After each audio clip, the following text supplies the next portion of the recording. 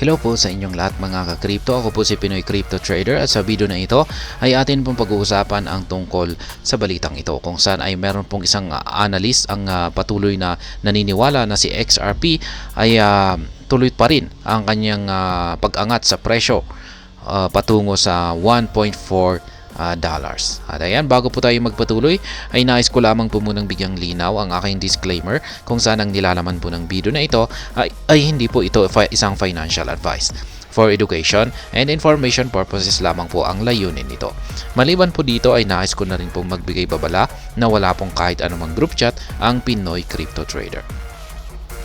Ayan, sabi po rito ay XRP recently crashed to a low of 60 cents amid the market-wide correction. But prominent market analyst Egrag believes the $1.4 price target is still achievable. Ayan, nagkaroon po kasi ng pagbagsak si XRP nitong mga nakalipas lamang na araw at ayan, bumagsak po siya sa presyong 60 cents dahil sa market-wide correction. Ito po kasi yung nagkaroon po kasi ng breather si Bitcoin. Ayan, at naapektuhan po yung buong crypto market. At ayan, pero kahit na ganyan ay maski bumagsak ang market price ni XRP dahil sa market-wide correction na ito ay patuloy pa rin po na naniniwala si Egrag na may kakayahan si XRP na akyatin ang presyong 1.4 dollars. Kaya isa pa rin po itong achievable na target ayon po sa kanya. In an analysis on X, Egrag spoke on the recent market-wide collapse that saw Bitcoin plummet by 5.79%, Ethereum by 5.41%, and XRP by 6.50%. Highlighting XRP's collapse, the analyst stressed that the unfortunate event erased long positions held by market participants. Totoo po yan.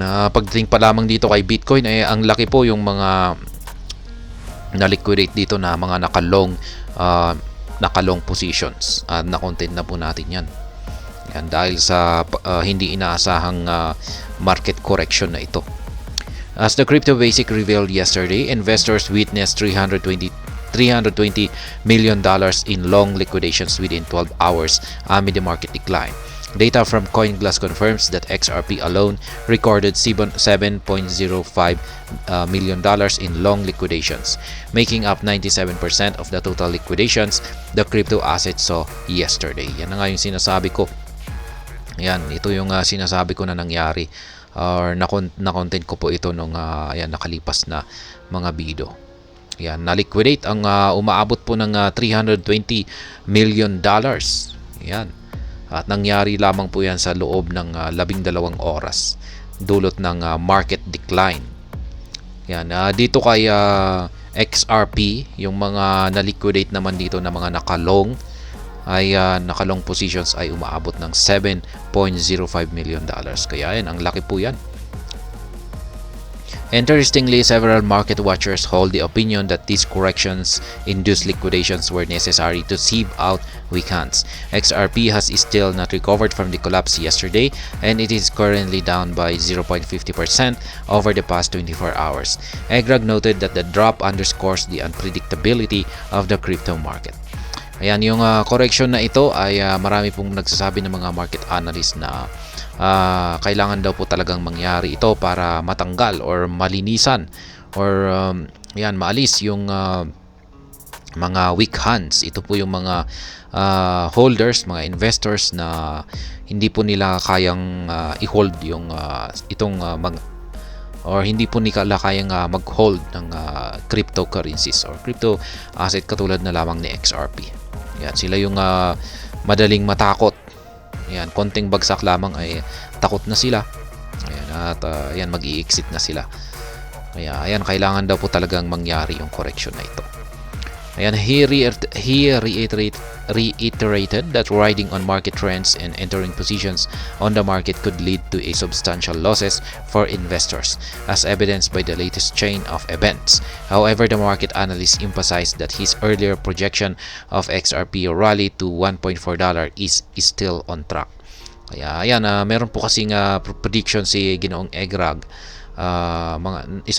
nakalipas na prediction na aakyatin daw po ni XRP ang presyong $1.4. At ayan, maski nagkaroon ng correction ang market, ay tuloy pa rin yung kanyang pag-angat or yung kanyang price target na ito, $1.4.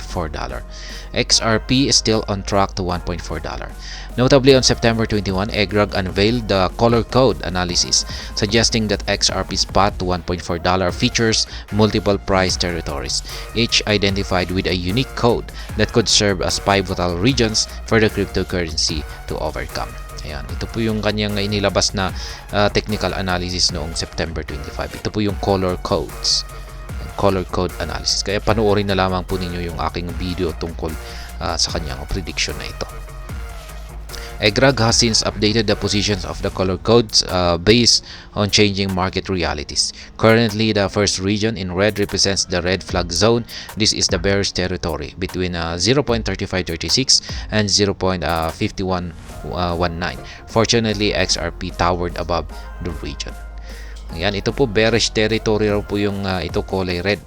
Kung nandito po yung kapag napunta po rito yung market price ni XRP ay ayan, ang kumukontrol po sa presyo ay yung mga bears, kung saan ay meron po silang kakayahan na pabagsakin ang presyo ni XRP.